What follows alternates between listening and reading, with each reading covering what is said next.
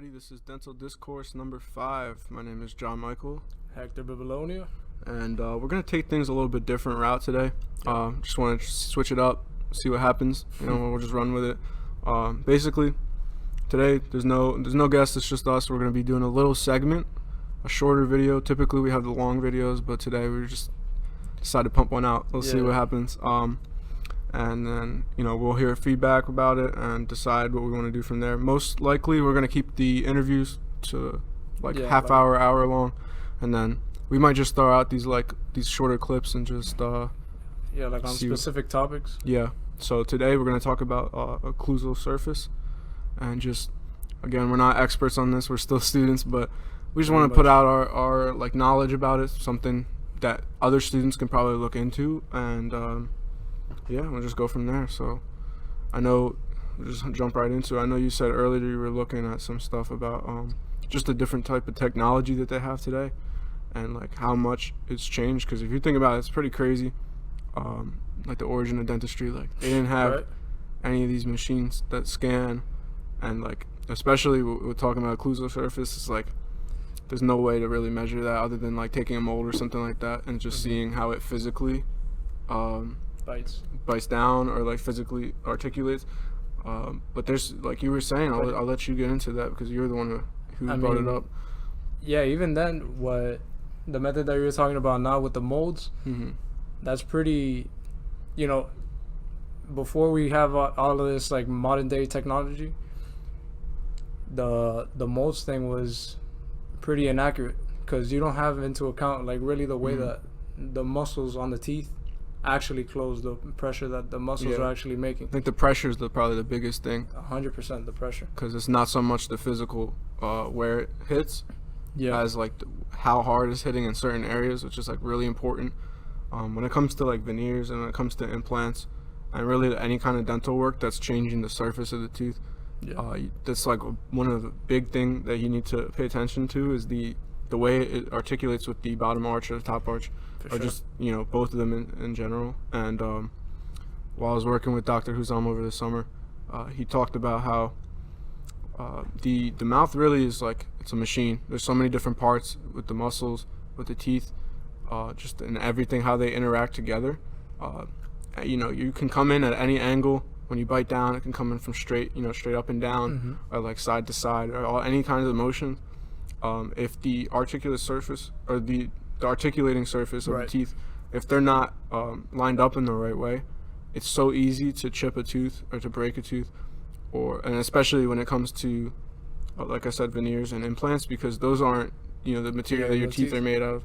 They're way more fragile, and they're durable if they're articulating the right way. But the thing with that is the pressure and stuff like that. It can easily break the tooth. And then that just leads to more work being done. So the difference between a really good dentist and a not so good one is the one that really pays attention to that and utilizes the fact that most of the weight should be on the molars and the premolars. That's a given. But even if it's mostly on the premolars itself and not as much on the molars, then that's that's going to cause problems too. And even then, if you have too much pressure on the molars, technically you have most of the pressure on the molars, but that's still going to mess up the bite, or maybe not even mess up the bite. Maybe the bite itself is fine, but it's going to create a lot of pain in the patient's mouth. Which either way is going to cause a return visit, and you're going to have to take a different route in the treatment. It's all about the balance. Like you said, you want most of the weight bearing onto the molars and the premolars, but really if you don't have a balance of all that stuff, then it's gonna fall apart, like you said.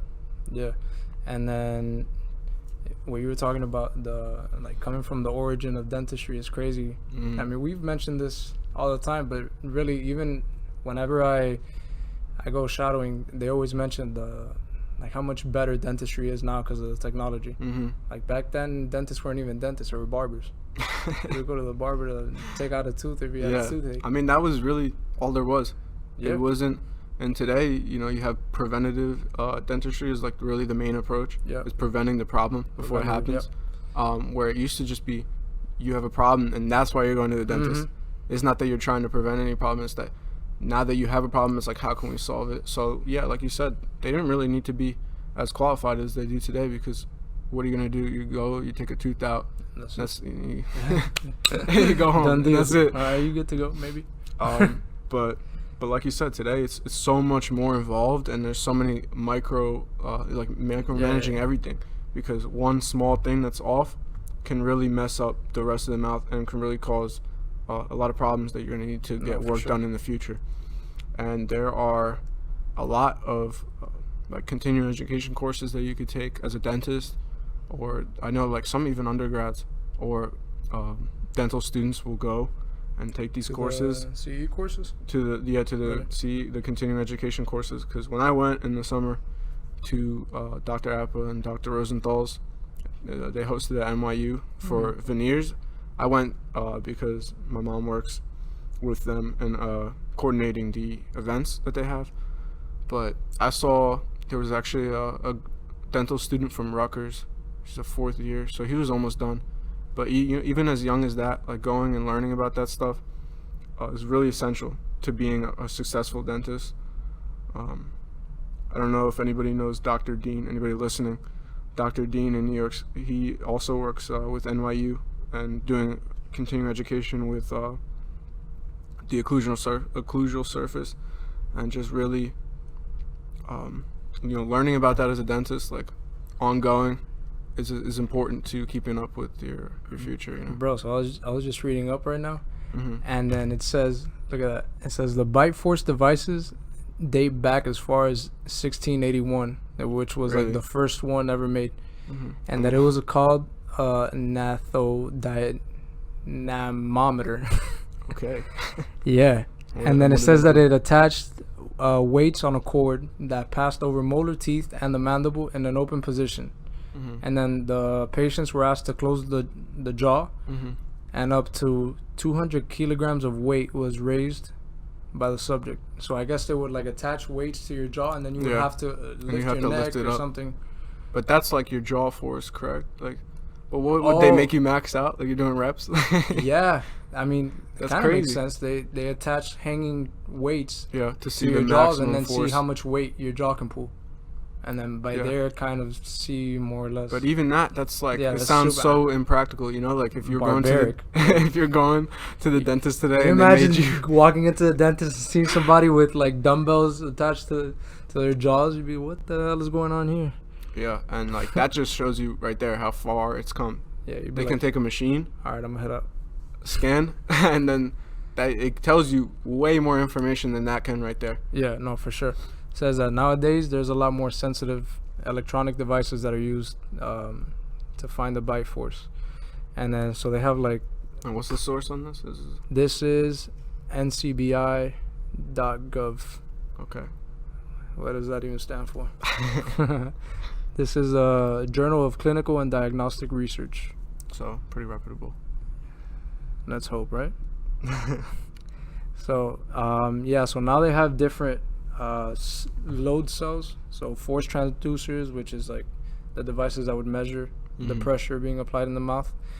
And then, so they have pressure transducers, strain gauge transducers, and then so it says that the strain gauge transducers consist of a metal plate that undergo deformation, which is like due to the resistance and the changes that go on with the bite.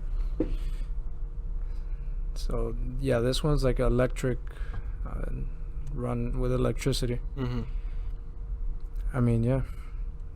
But even then, like, it's way more complex than that, Like now we have, it's not just like, okay, it's an electrical device. It's like hooked up to a computer that has like a bunch of other like calculations and stuff, that's going on in the background. Yeah, that and it's just funny, about. Like we're saying, how much it's come along.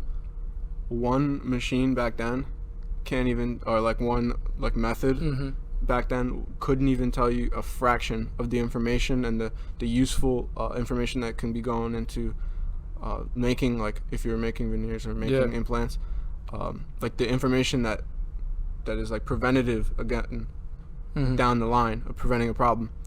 So doing that with the weights and lifting your jaw up, bro, like that's crazy. I didn't even know. I mean, we were talking that tells about you one piece of information, whereas these machines can barely. Like, what does that yeah, exactly. What does that do? You have a strong jaw. Yeah. But like you said, these machines, they could give you so much feedback, so much information that, you know, we as dentists have to incorporate into making the smile, you know, better and improving the smile, because that's really our job in total. No, and in order to improve it, you have to know, first of all, what's happening. Yeah. And then the only way for you to correct what's wrong is for you to know what's the problem. So, I mean, I imagine it's pretty hard to do when all you know is how much weight the guy can pull from his jaw. Yeah. How do you know what's going on there? And it's funny because I actually heard of stories about people who get work done on their teeth. Yeah. And then they break a tooth, and then they go back to the dentist. Yeah. And then they fix it, and then they break it again. Yeah. And then they fix it, and then they break it again multiple times. Just because from the jump, right? Yeah.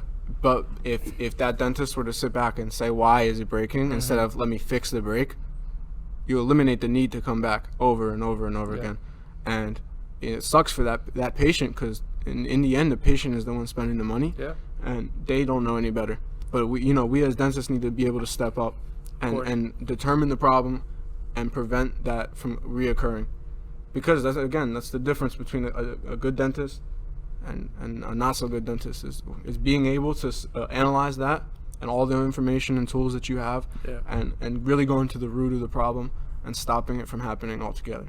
Yeah, no, if you want to actually master your craft, you know, and not just take the patients that don't know any better, just take them on a run for their money. I mean, it would benefit you to not even look into it and just be like, hey, it's a returning patient, there's more money coming in. You know, you could be that guy, and you're not going to be a good dentist. I mean, at the end of the day, people are going to catch on and be like, yeah, everything that this guy does on my teeth breaks.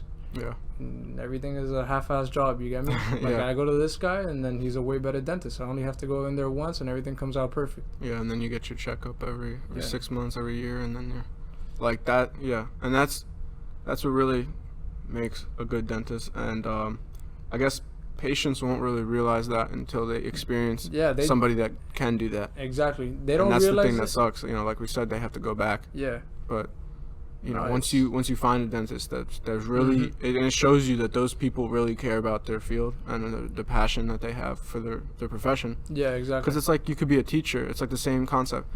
You can come in, you could teach, you could go home, or you could come in and really have a passion and be involved and think of what's the best way to teach these students, and being dynamic. That's the biggest thing too, is being dynamic and being able to move on your feet. When it comes to being a dentist, you're not going to have the same case for every patient. You're not going to be able to do the same thing. Completely it's not a cookie cutter job. Every patient is different. Every patient has a different mouth. Every patient has a different problem. And like, you need to be able to realize that and really move forward whatever way you see best. Even the simplest, what people would think of as like a simple procedure, just like, you know, a filling, which who hasn't gotten a filling before? You got me? That's like a regular procedure that somebody would think, yeah, super simple. Even then, from patient to patient, that's a completely different job, and you have to go about it in different ways. And also, that goes back to the bite force, because you're filling in that tooth, and you have to know how that's gonna be affected at the end of the day by the tooth, either, you know, on top of it or below it, depending on wherever it is. You know what I mean? There's a lot of things that you have to take into account, even for the most minimal procedures that you would think would be the most simple. That it's really easy to take advantage of patients. As a dentist, you know, it'd be really easy to think like, okay, yeah, I went to dental school for this many years. I know a lot more than this patient is ever gonna do. So I'm just gonna take advantage of him and tell him, oh, hey, so really you got this problem going on. Yeah. And then it's more work, more money. More being work, done. or you charge them for something you're not even gonna end up doing. Charge them for a procedure you're not even gonna end up undergoing, or something like that.